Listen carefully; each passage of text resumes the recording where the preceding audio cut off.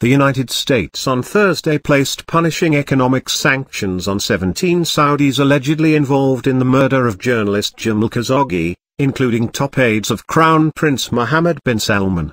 The sanctions were declared after Riyadh's public prosecutor announced that 5 officials face a possible death sentence in the case but exculpated the prince.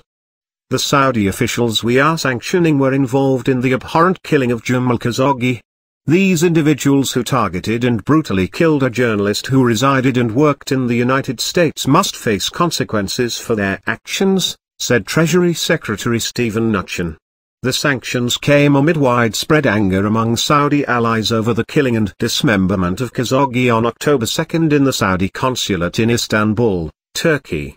Khashoggi, 59, was a veteran Saudi journalist who wrote for The Washington Post and other international media. He had become one of the leading public critics of Prince Mohammed, whose father is the Saudi king. The 17 included Saud al-Qahtani and Mahmoud Reb, key aides of the powerful prince, and Mohammed al-Otaibi, who was the consul general in the Istanbul consulate when Khashoggi was murdered. The U.S. Treasury said Qahtani, Prince Mohammed's longtime right-hand man, was part of the planning and execution of the operation to kill Khashoggi. But it did not point any fingers at Prince Mohammed, who the Saudi government has insisted did not order the killing.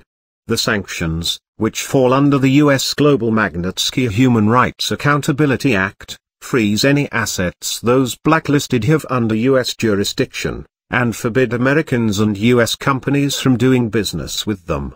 Under heavy pressure from the United States, Britain, France and Turkey, Riyadh has admitted that Khashoggi was murdered in the consulate and said it would punish those involved. Earlier Thursday the state prosecutor's office announced that 21 individuals had been taken into custody and charges set against 11 of them.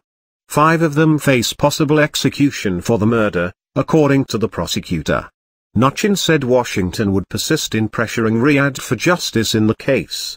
The United States continues to diligently work to ascertain all of the facts and will hold accountable each of those we find responsible in order to achieve justice for Khashoggi's fiancée, children, and the family he leaves behind, he said in a statement. The government of Saudi Arabia must take appropriate steps to end any targeting of political dissidents or journalists.